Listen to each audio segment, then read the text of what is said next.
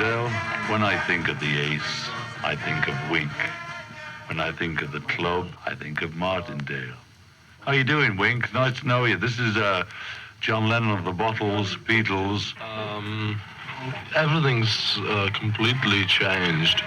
We don't have a private life anymore, and we are public property.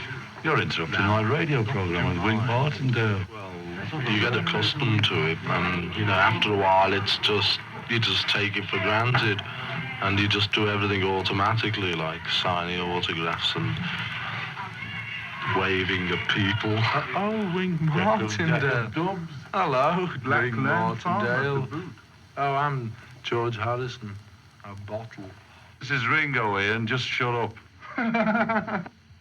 Oh, whose side are you on? Really? Yeah. Hello, Jolly Joe Yoakum. How's it going? This is John Lennon of the Beatles saying hello to you, and goodbye as well. We're gonna move, we're gonna groove, we're gonna prove, that you feel the Martindale hits. Finding Rock KFWB, Channel 98.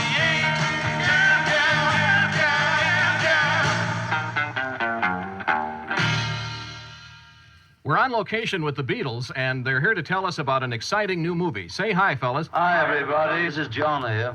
This is Paul, George, and Ringo. And we're very happy to be on your program once again. Tell us where we're talking from this time. We're just talking on the set of the film we've just finished in Nassau, Bahamas. Help! Help! Help! Help! Help! Help! John, where did this title come from, Help? Out of Dick Lester's mouth, it came. Our director and friends. I thought it came out of his shoe. Well, Dick sort of slowly went up to us one at a time, punching us, saying it's going to be called Help. And we said, yeah, that's a great idea, Dick, sir. We'll call it that, and that's how it all became about. Why did you have so much trouble with the title, Paul? I know you had a different title first. What finally made Help the final title? Because it was about the best, I'd say. Just sounds right, that's why. Help.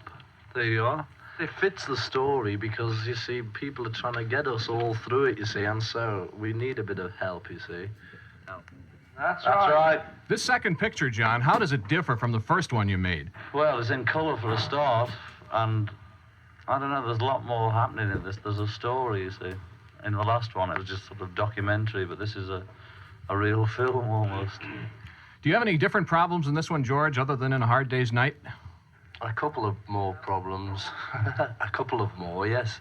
Because, for a start, we had a big idol and lots of things, lots of trick things, you see. Whereas we didn't have any trick things in the last film, did we, John? No, we didn't, George. We didn't have any tricks in the last film. Yeah, the business about the idol was that it was supposed to rise from the water, you see. And it wouldn't. As a sort of trick, and it wouldn't because the water was always too rough for it. So we've had a bit of trouble with that. Does this idol have anything to do with you, Ringo? Yeah. I can't tell you what the plot is, but here's some of the questions that will be answered. Why were the high priests of the terrible goddess of Kaili interested in the Beatles? What did they want of him? They weren't fans. Two leading scientists hoped to rule the world. Paul was threatened by a beetle. B-E-E-T-L-E. What happened to you in this picture, Ringo? I'm chased by a gang of thugs all the way through it, actually. Yeah, they seem to be chasing Ringo. And there's two leading scientists who hope to rule the world. And an Eastern beauty saves our lives from time to time, it says here. All I can say is, will John live to sleep in his pit again? Right. Or, for instance, will Paul ever get back to his united organ? Electric organ, I mean. Now, you're kind of veteran movie stars at this point. Do you like this business of making movies, Paul? Is it difficult for you? I think all of us really enjoy it.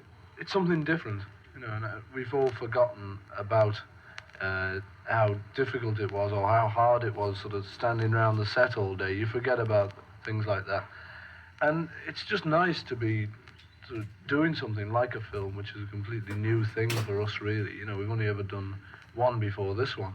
It's just good seeing rushes and seeing a film get together and seeing it sort of make itself, Yes, very exciting. Lovely. And John, this movie brings us more great songs from the Beatles, too. Oh, well. There's about 7, not sure. And Paul and I wrote 11, and we chose 7 out of the 11. I suppose there is a title song. Yeah, it's called Help, you know. We think it's one of the best we've written.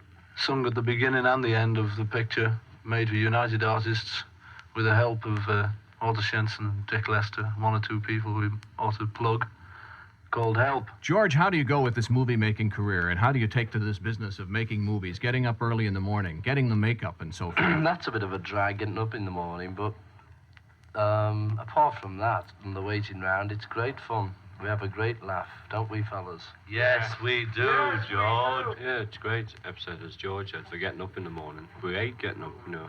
It's always difficult to do something you hate. Especially when you go to bed about 3 in the morning, you know, it's very difficult to get up at 6. However, as we never go to bed at 3 in the morning, and as we go to bed, as we always go to bed, it's late evening. No, you know, it's difficult when you go to bed late. Some nights you do, some nights you don't. There you go, and there you are. Ringo, you're a newlywed. What do you expect out of marriage? What do I expect? I don't expect anything. I just love being married, you know, and I love my wife.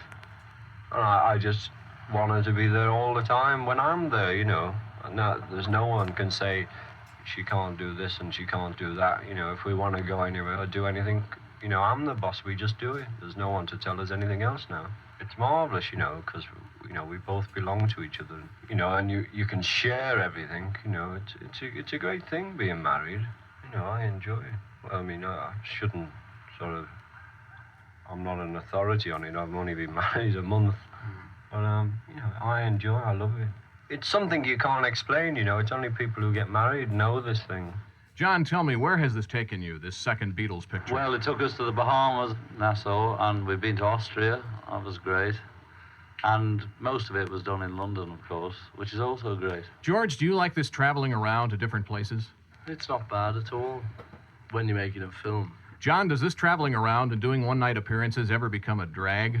No, it's a drag. If there no kids, I think it would be a drag. You know, we'd say, what's happened? We'd say, how would we say it? We'd say, what's happened? There's not half as much excitement when there's just nobody around, you know. I mean, it's nice occasionally to get a quiet spell. For instance, like when we were in the Bahamas, you know, that was nice and quiet. And Austria, pretty quiet. But doing tours and things, you know, that's always more hectic. But it's still good. It's good in a different way. You know, like making films is good and making records is good, but in different ways. But there must be times when this hectic life gets to be too much. In fact, a recent article said you are even rude at times. The article was right. We've been quoted as being rude to people. Well, we're always rude back. You know, and we're no more cynical than we ever were. Just that it's, you know, people notice being cynical because we're sort of public figures. But we've always had the same attitude. We've always disliked the same kind of people as we did years ago. But if someone comes up to us and is rude to us, then we'd be idiots, you know, just to sort of stand there and smile as they were being rude to us, you know. I mean, nobody's going to take that, and it doesn't matter whether you're a public figure or anything. You know, you're just stupid if you don't do something, you know, in return sort of thing. It's okay turning the other cheek, you know, but your cheek doesn't have to get smashed up that way. A woman came up and says, I've got a so-and-so-year-old daughter, but I couldn't care less myself. You know, something like that, she said.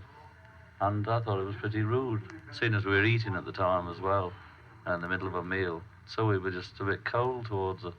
And she probably thought we had no right to be, but she forgets that we're human, you see.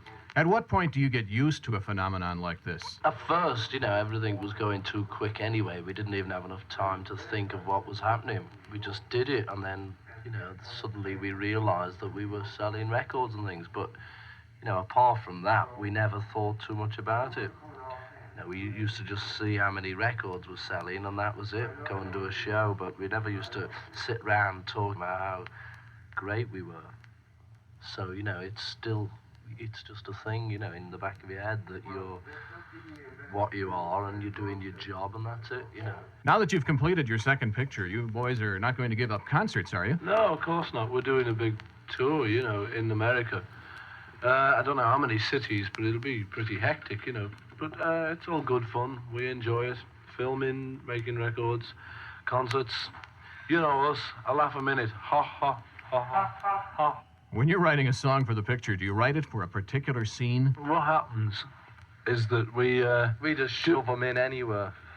yeah, we just write the songs first, and then just shove them in anywhere, as George said, especially in the sunset scene at the very end of the picture, where the two lovers, that's George and Ringo, are coming towards each other on the beach, and they just finally meet. Well, actually, they don't quite meet. They just run past each other and both dive into the sand. And as they do, the sun goes down. Yeah, that's it. The sun goes down, and it's a sort of big facade of Oriental beauty. You know what I mean? That sort of facade Harbuckle. And then the whole picture just ends up with them. You're telling him too much about the I'm story. sorry, I've told you they too won't much go on to the- see it if you tell them all Okay. about that. Have you told them about the vintage car race? The vintage car race. Well, that's another scene where we all go from Brighton to Egmerton, and none of us win, unfortunately, and it just about ends there. Sounds like fun. I want to thank all you boys for talking with us today. Good luck to John, Paul, George, and Ringo. We're all looking forward to seeing you in your second motion picture, Help. This is Paul McCartney saying thank you very much. We hope you enjoy our film, and it's been nice being on your show. This is John Lennon saying thanks for everything, enjoyed being on your show. This is Ringo saying thanks for everything. Hope you enjoy the film and the songs from the film, and we hope to see you all when we come to the States. And this is George saying goodbye to everybody who's been listening, and also to you for having us on your program. Thank you very much. Goodbye. So long, everybody.